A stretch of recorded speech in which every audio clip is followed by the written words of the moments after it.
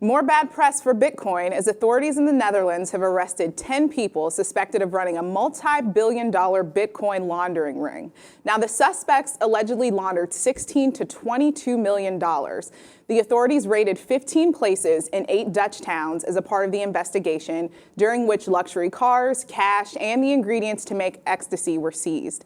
Now, Nick, party time, right? Yeah. We've seen a lot of bad press for Bitcoin coming lately. They've been shutting down all sorts of markets. Thieves are using it. Rand Paul is using it to get campaign donations. What are your thoughts? Well, I'm not saying that this is why Rand Paul uses it, but you know Bitcoin's very hard to be regulated, especially by financial authorities, the IRS and stuff. So it's no surprise that we see, a lot of these clandestine underground rings using Bitcoin. No less, also we've done a lot of stories too about, corruption here within the FBI and agents, laundering money in the same way, taking them, doing investigations on some crazy drug ring and then stealing the money for themselves and putting it in different accounts. So we're seeing this stuff all the time because we're still at that point where it's hard to regulate this stuff, and I think it's kind of something new. So until they really put new laws in place, we're going to see a lot more stuff like this going down. But good to see them shutting down stuff like this. Definitely. So this was a joint effort between the United States, Australia, Morocco, and Lithuania, and this all came to pass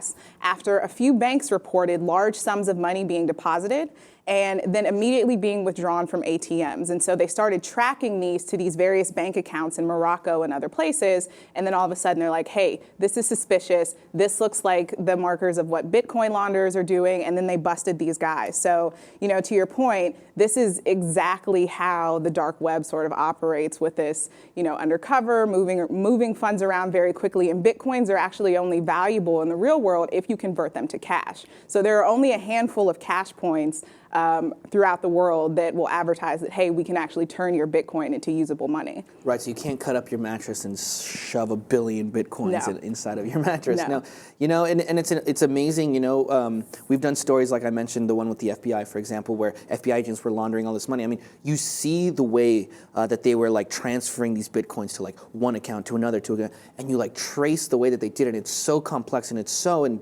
incredible that they even got caught in the first place, considering, the precaution that they went through. And it just blows my mind how they know how to do this kind of stuff. But, you can't last that long doing this kind of stuff. Someone was on to them. Apparently probably were watching them for a very long time, and then kind of finally put their foot down and caught them. This recent sting is just another situation where things are looking down for Bitcoin. Can the company recover from this? Only time will tell.